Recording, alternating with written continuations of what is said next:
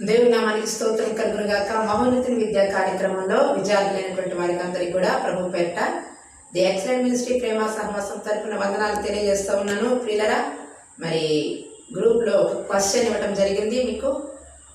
అది బైబిల్ గ్రంథంలో నోవహు, నోబహు, నోఫహు ఎవరు లేదా ఏమిటి అనే ప్రశ్న ఇస్తే మరి ఒక్కరు కూడా దానికి ఆన్సర్ చెప్పలేకపోయారు. తర్వాత నేను మీకు క్లూ కూడా పంపించాను, ఫలానా అధ్యాయాలు చదివి దానికి ఆన్సర్ చేయండి అని. మళ్ళా ఇస్తున్నాను ప్రశ్న. నోవహు, నోఫహు, నోబహు, ఇంకొక పదం కూడా ఉంది, ఇంకో పేరు నోగహు. కాబట్టి ఈ పదాలు ఎవరు లేదా ఏమిటి?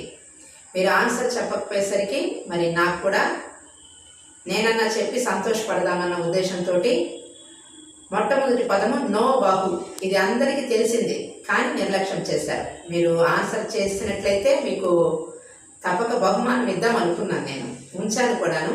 కానీ మీరు ఒక్కళ్ళు కూడా ఆన్సర్ చేయకపోయేసరికి ఆ బహుమానం నా దగ్గరే ఉండిపోయింది. కాబట్టి జ్ఞానంలో నీవు దినదినాభివృద్ధి పొందాలే కానీ వెనుకంచ వేయకూడదు.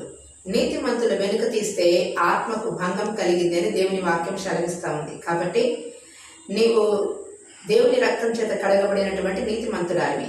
నీవు చక్కగా నీకు తెలిసి కూడా, అంటే క్లూ ఇచ్చిన తర్వాత పలానా అధ్యాయాలు, ఒక 10 అధ్యాయాలు చదవటం ఎంతసేపు చెప్పండి? 10 అధ్యాయాలు చివరి దాకా కూడా వెళ్ళక్కర్లా. ఆ రీతిగానే ఒక 10 అధ్యాయాలు మీ చేత చదివించి నేను కూడా చదివి ధన్యురాలను అవుదామన్న ఉద్దేశంతో ఈ ప్రశ్నలని ఇవ్వటం జరుగుతూ ఉంది. కాబట్టి మొట్టమొదట నేను ఇచ్చినటువంటి పదము నోవహు. మరి ఈ నోవహు అనే పదము మనకి ఆదికాండం 5వ అధ్యాయము 28 నుండి మనం చదువుతా ఉన్నప్పుడు, లెమెకు 182 ఏళ్ళు బ్రతికి ఒక కుమారుణ్ణి కన్నాడు. ఎటువంటి సమయంలో కన్నాడు అంటే భూమిని యెహోవా శపించినటువంటి సమయంలో కన్నాడు.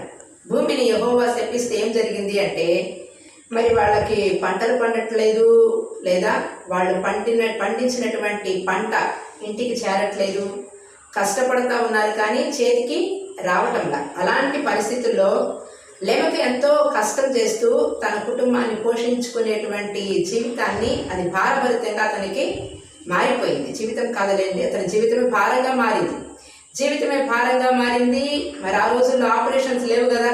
కాబట్టి అలాంటి సమయంలో ఒక వ్యక్తి, ఒక బిడ్డ తనకు పుట్టాడు.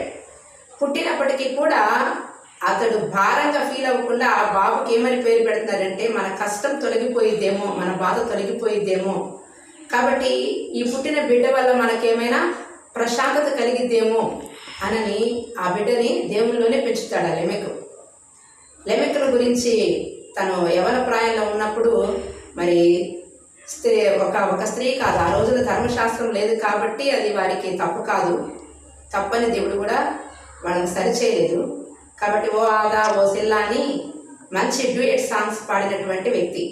అటువంటి వ్యక్తి జీవితంలో వచ్చినటువంటి భారభరితమైన పరిస్థితిలో మరి ఈ బిడ్డ నోవహు పుట్టినప్పుడు, ఇతని వల్ల మనకు నెమ్మది కలిగిద్దేమో, నా కష్టాన్ని నా భారాన్ని ఈ బిడ్డ భరిస్తాడేమో, ఈ బిడ్డ చేసేటువంటి కష్టం వల్ల నాకు సుఖం దొరికిద్దేమోనని నోవహుకి, పుట్టినటువంటి బిడ్డకి నోవహు అనే పేరు పెట్టి, ఇతని వలన ఇతడు మనకు నెమ్మది కలుగ చేయును అనుకొని ఆ బిడ్డకు ఆ పేరు పెట్టాడు.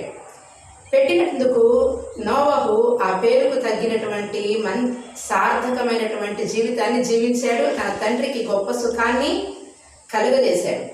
ఆ యొక్క సుఖము ఎలా కలుగజేశాడు అంటే, చక్కగా మనకి తర్వాత అధ్యాయాలని మనం చదివినట్లయితే, నోవహు మంచి వర్కర్, చక్కని నైపుణ్యము కలిగినటువంటి వ్యక్తి, చెప్పిన పని జాగ్రత్తగా